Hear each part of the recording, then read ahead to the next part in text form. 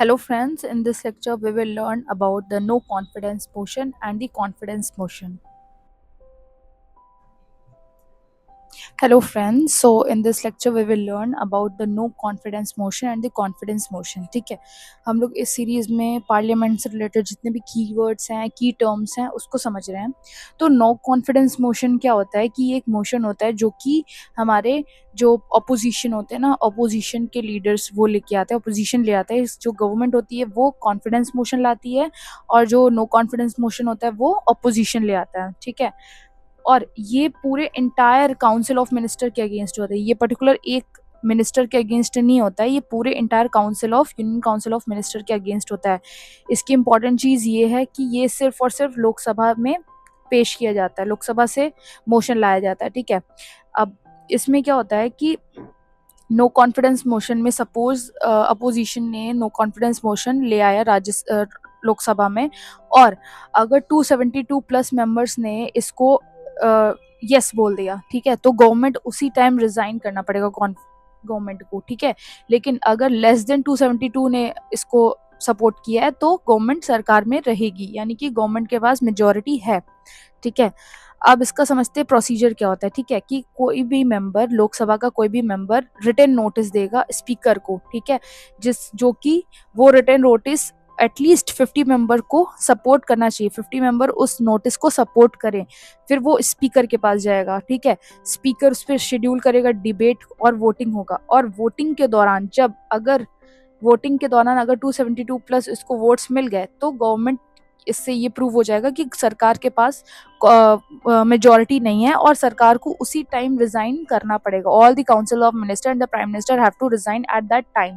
ठीक है, लेकिन अगर उससे लेस यानी कि 272 से कम लोग उसको सपोर्ट किए तो मोशन फेल हो जाएगा और गवर्नमेंट पावर में कंटिन्यू करेगी. ठीक है, अब इसका कॉन्स्टिट्यूशनल प्रोविजन देखिए कि हमारे कॉन्स्टिट्यूशन में ये मेंशन है, तो ये कॉन्स्टिट्यूशन में नो कॉन्फिडेंस मोशन कहीं भी मेंशन नहीं है.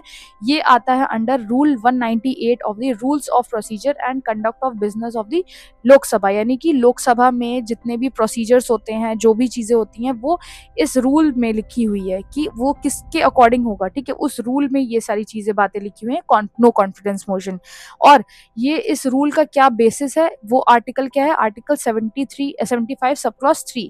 इसमें क्या कहा गया है कि the council of minister shall be collectively responsible to the Lok Sabha. ठीक है, काउंसिल ऑफ मिनिस्टर यानी कि prime minister with all the council of minister will be responsible to the Lok Sabha. ठीक है, तो इसका ये समझ में आ गया. अब इसके कुछ इंपॉर्टेंट फीचर्स हैं नो कॉन्फिडेंस मोशन के, कि ये सिर्फ और सिर्फ लोकसभा में हम लोग मूव करा सकते हैं, राज्यसभा में इसको नहीं मूव करा सकते, सिर्फ लोकसभा में मूव किया जाता है. ठीक है, और इसका रीजन क्या है, इसका जो भी अगर नो कॉन्फिडेंस मोशन कोई ला रहा है तो जरूरी नहीं है कि आपको रीजन देना पड़ेगा. ठीक है, ये जरूरी नहीं है. No confidence motion without reason भी लाया जा सकता है. ठीक है, it can be moved only against the entire council of minister. ये सारे इंटायर काउंसिल ऑफ मिनिस्टर्स के लिए है. ठीक है, ना कि एक इंडिविजुअल मिनिस्टर के लिए है. ठीक है, यानी कि पूरी गवर्नमेंट के लिए ये चीज नो कॉन्फिडेंस मोशन लाया जाता है. ठीक है, अब समझते हैं कि कॉन्फिडेंस मोशन क्या होता है.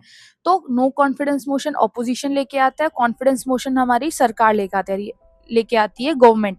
ठीक है, government itself to prove its majority.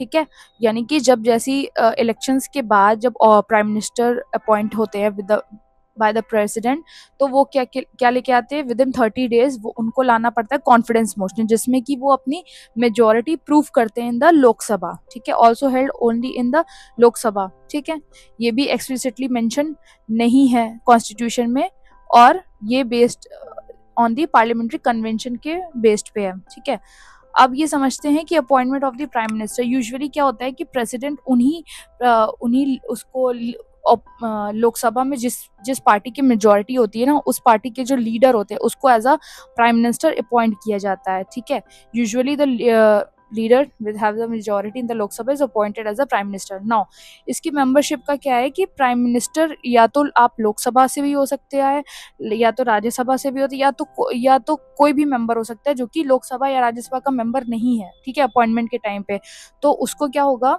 वो 6 महीने विद इन 6 मंथ उसको या तो लोकसभा की मेंबरशिप हासिल करनी होगी या तो राज्यसभा की मेंबरशिप हासिल करनी होगी.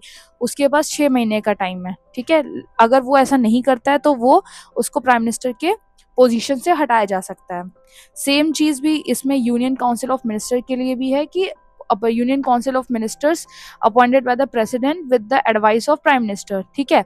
या तो वो लोकसभा के भी मेंबर्स हो सकते हैं अपॉइंटमेंट के टाइम भी, या तो राज्यसभा के मेंबर। बट अगर वो किसी भी हाउस के मेंबर नहीं है तो उनको विद इन 6 मंथ किसी भी हाउस का मेंबर बन के आना पड़ेगा, या अगर वो ऐसा नहीं करते हैं तो उनको मिनिस्टर की पद पे हटा दिया जाएगा, ठीक है। So that's all for today, we will meet you in the next lecture and yeah, thank you guys. Thank you guys. Please do like, share and subscribe for more such videos.